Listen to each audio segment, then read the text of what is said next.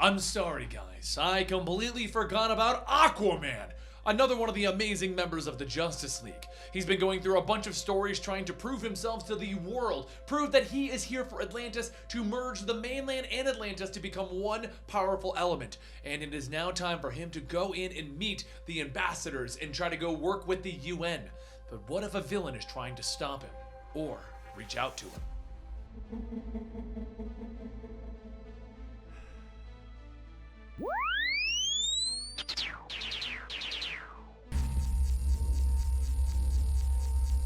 In our last video, Arthur was working to build his relationships with the world's nations in a hope to finally unite both land and sea.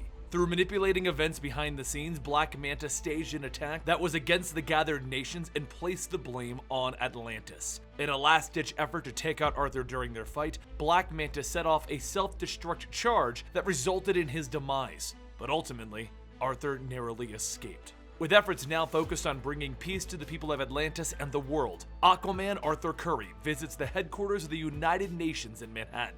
As Arthur jumps down, Secret Service agent Fellner says that they could have just sent a car to come pick him up, and Arthur tells him, "It's fine, I just jumped here. Though I appreciate it, there is also no need for security." Fellner says that he is a visiting head of state, royalty no less, so the state will give him security either way. As everyone heads inside, Fellner begins to explain the day's events, but partly into it, Arthur begins to hear a loud humming noise. Fellner notices Arthur trailing off and he asks if everything's okay, and Arthur says that unless the Secret Service is using telepathy instead of the old earbuds, then he is fine. Once inside before the UN, Arthur takes the stand and he tells everyone his name is Arthur Curry, and on behalf of the nation of Atlantis, he stands here in the name of peace and... But before he can continue, Arthur sees a soldier standing in front of him, talking, but no words are coming out. The audience all begins to murmur, asking what's going on, and Arthur snaps out of his vision, and he continues on with his speech. As the meeting concludes, Mara calls out to Arthur, telling him that that went well, and he tells her, yeah, he feels somewhat recognized now, like he's seen as a force of good and not a monster. Mara says, of course, he worked hard for all of that to come together, but what was that hesitation at the start? Arthur tells her that it was just nerves and he'll call her back later. Fellner takes back the phone telling Arthur that it was a good speech. Now there is a press call in 2 hours that they must go to but as Fellner talks, Arthur begins to see that soldier from before again, still trying to talk. He asks if anyone else is seeing that, and all of the agents say that they don't see anything. He then takes out his trident to amplify his telepathy, and he asks the man, "Who are you, and what do you want?" The soldier begins to run, and as Arthur gives chase, Fellner grabs him by the shoulder, telling him that he can't leave. Arthur reaches back, forcibly removing Fellner's grasp, telling him that he doesn't expect him to understand, but he has to go now. As Arthur jumps off, Fellner radios in that the fish stick has gone into row condition. Repeat, row condition. Over in another part of the city, Arthur lands and he calls out to the soldier, and this time he turns back and he tells Arthur, "Please, no more." Arthur looks around and he sees a war zone, and then it fades back to normal and he asks, "What did I just see?" A civilian then calls out to Arthur, telling him that he's sorry. He has zero control over his body right now, please! When Arthur looks at the man, the civilian is standing there with a shotgun pointed right at him, and it goes off! As the smoke clears from Arthur's chest, he smacks the gun down and he stomps on it, asking, "Where is he?" The man struggles, telling him that he's downstairs in the lab. Arthur rushes inside to find another possessed civilian, but after stopping him, the man says that the person called himself Warhead. He's like a deranged robot. Suddenly, the humming can be heard again, and Arthur calls out, asking, "What is it? What is wrong? I can feel you. It's like you're calling out for help but attacking instead." After getting further inside, Arthur finds Warhead, and as they fight, he, through telepathy, asks what is it that he wants? Why is he doing this? Warhead doesn't say anything, and then he reaches out, grabbing Arthur by the head, changing his vision. As Arthur gets back up, he sees the war zone again, the explosions all going off around him, and they throw him. Arthur gets back up, stating, "This isn't another projection. Oh God, this is real." Not long after, the Secret Service rush into the building after Arthur, and Fellner bangs on the door, telling Arthur to open it up and come out. Arthur hears the voices and he tells them, he's not really here. The more Arthur looks around, he sees that he's in a war zone in Kahndaq. It feels too real, but it's not.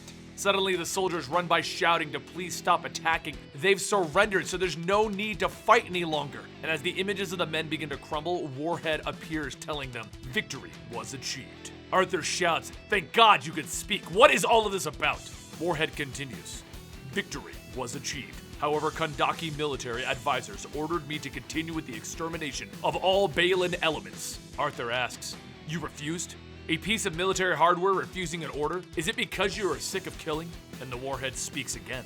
There was no strategic value in continued persecution. It was purely vengeance. Vengeance is wrong.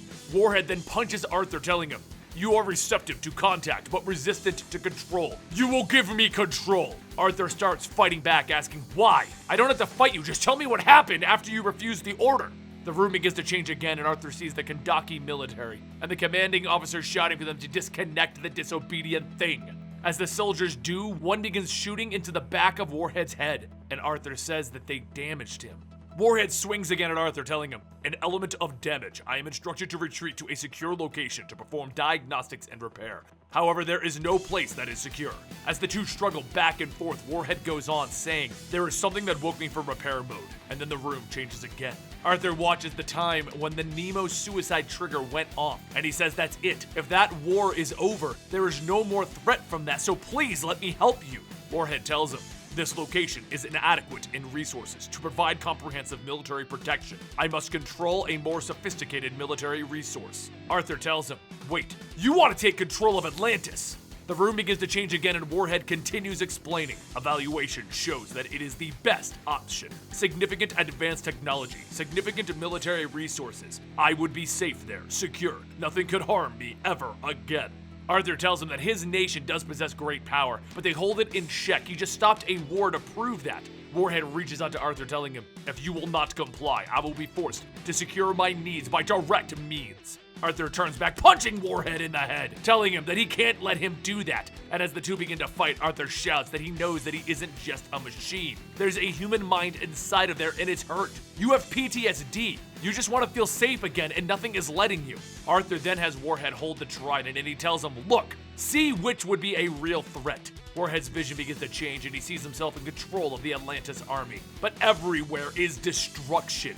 Arthur goes on, telling him, "I know you're hurt and scared, but don't become one of the many threats that you see. Let me help you. I'll provide you a place of asylum, somewhere to heal, but the technopathic abilities must be shut down." Warhead's eyes begin to lose their glow, and he tells him, "I comply."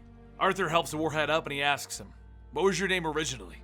And he tells him, "See-You." Then See-You says, "Arthur Curry, when our minds were connected, you saw something." Arthur tells him, "Yeah, I did. I saw all of the people in the world who see you as a possible threat, and that they don't trust you. I saw myself as others see me, and it just made me fear myself, which is very disappointing." Moments later, Fellner knocks the door in, and Arthur tells him that he'll be taking See-You back with him to Atlantis. Fellner says that there are so many issues with that, and Arthur tells him, "Good, we can skip all of that." Later, as Arthur returns to his home in Amnesty Bay, Mara and the others welcome Arthur back, but Mara says that there's someone here to see him. Arthur asks who it could be, and then he sees Rhonda Ryok of the Aquamarines. Rhonda says that she trusts that he can overlook the unannounced visit, and before it was a military operation. However, in the spirit of cooperation between nations, the United States needs his help right now. Arthur asks with what, and Rhonda tells him, dead water. I hope you guys enjoyed that. I know it's a shorter Aquaman episode. We haven't typically done very many Aquaman stories, but I personally do enjoy Aquaman, so I thought it would be great to bring him back to you guys. DC Rebirth has done a great job of giving Aquaman a new status quo, making him the king who's trying to merge the mainland. And if you've been following the storylines, well, right now he's been kind of having a few issues, and Mara's a little mad about the whole situation. Either way, guys, I hope you enjoyed this. Don't forget, you can check out another Aquaman video right here. You can check out something recommended by YouTube right over here. And somewhere down here along the bottom of the video, there should be like a subscribe button. And don't forget, let me know in the comments down below what you like about Aquaman. Or do you just not like him? I need your opinions, guys. All right. See you next time right here at Comicstorian.